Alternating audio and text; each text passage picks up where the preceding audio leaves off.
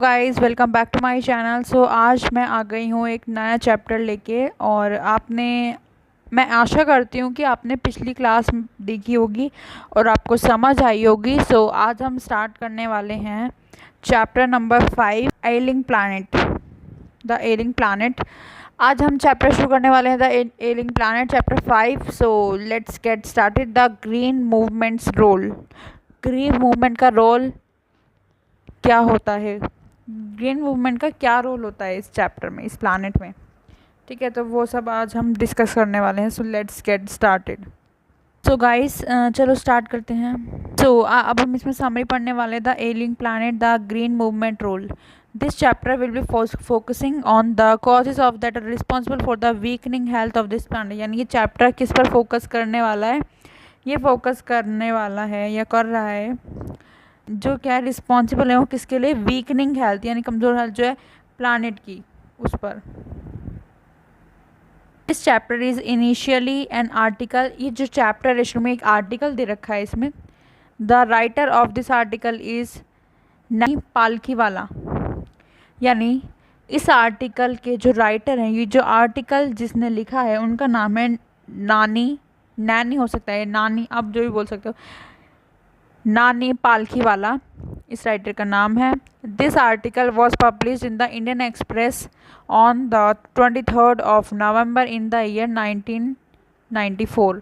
यानी कि जो ये आर्टिकल है ये कब पब्लिश होता है, ये हुआ था 1994 में 23rd नवंबर को। और कौन से न्यूज़पेपर में हुआ था, इंडियन एक्सप्रेस न्यूज़पेपर में। In this article the writer deliberates about the green movement. So जो राइटर हैं वो क्या, किसके बारे में बात करें यहाँ, ग्रीन मूवमेंट के बारे में बात करें, the ailing planet. Green movements role summary. ये जो किसके बारे में बात करिए, how is zoo declare human as world's most dangerous animal. यानी एक जो चिड़ियाघर जू, तो आप जू ने डिक्लेयर कर दिया था कि जो ह्यूमंस हैं वो as a world's most dangerous animals हैं। इसमें है नहीं, एज बताया गया है जो ये जू ने डिक्लेयर किया था। तो अब क्या करेंगे, अब क्या पढ़ने वाले हैं हम, इसमें पढ़ने वाले द एलिंग प्लैनेट, वही समरी आगे की डिस्कस करते हैं। The writer briefs the change in the perception of the societies from a materialistic view to the comprehensive and ecological views of this world. यानी जो राइटर है वो ब्रीफ कर रहा है चेंज किस इनकी सोसाइटी का जो परसेप्शन है वो चेंज कर रहे हैं, मटेरियलिस्टिक व्यू से कॉम्प्रिहेंसिव एंड इकोलॉजिकल व्यू बनाना चाहते हैं वो। It states that human are now worrying about the environment। यानी ये इट स्टेट दैट कि जो इंसान है वो अब चिंता करने लगे हैं इन्वायरमेंट के बारे में। Of perception our planet is considering as a living organism. यानी इस परसेप्शन में हम अब हमारा जो प्लानट है वो क्या कंसिडर कर रहा है, वो कंसिडर कर रहा है जो हमारा प्लानट है एज ए लिविंग ऑर्गेनिज्म की तरह उसको कंसिडर किया जा रहा है। People consider it as it's having its own metabolic functioning as all their living and कि उनके पास है, ये चीज़ें कर रहे हैं जो।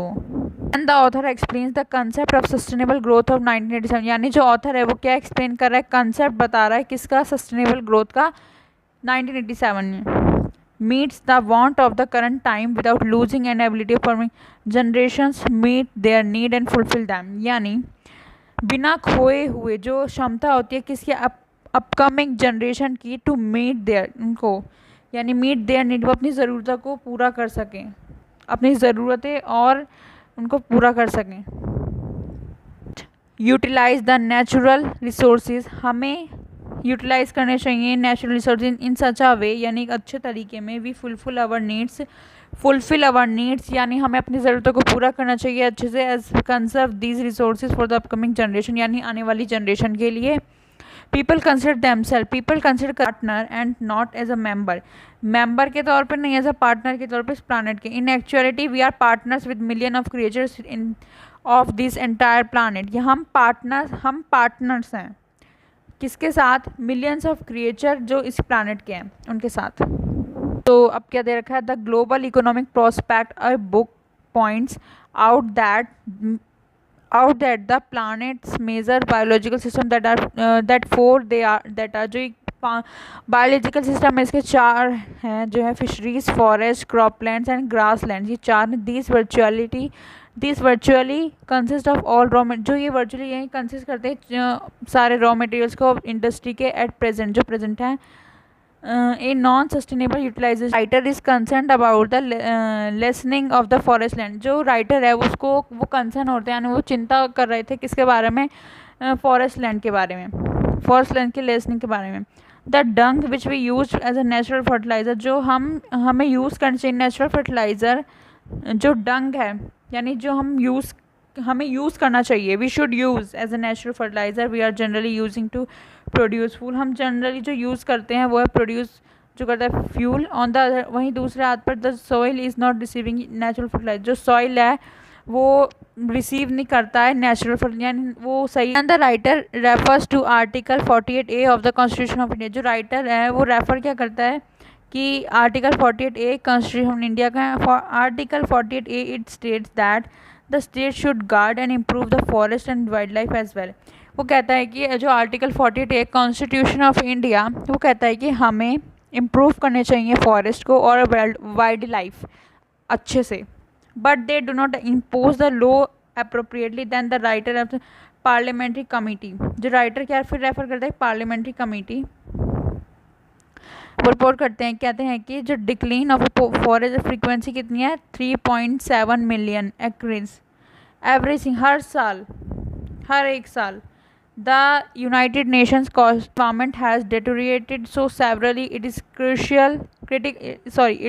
critical many of the 88 countries examine, इन्होंने 88 कंट्री एग्जामिन कर चुके हैं। ये population is rising at a very higher rate, जो पॉपुलेशन है वो बढ़ रही है बहुत ही हायर रेट पर। And growth are the two most appropriate solution to people problem, यानी और जो ग्रोथ है वो दो सॉल्यूशन की लोगों के प्रॉब्लम्स की। Which such a population development is difficult task to do, ये बहुत ही मुश्किल टास्क है करने को। We need a proper family planning to control the situation over population, यानी हमें एक प्रॉपर फैमिली प्लानिंग की ज़रूरत है जो इस ओवर पॉपुलेशन है इसको बैलेंस कर सकती है, यानी इसको कंट्रोल कर सकती है। Major need to control the population of the earth.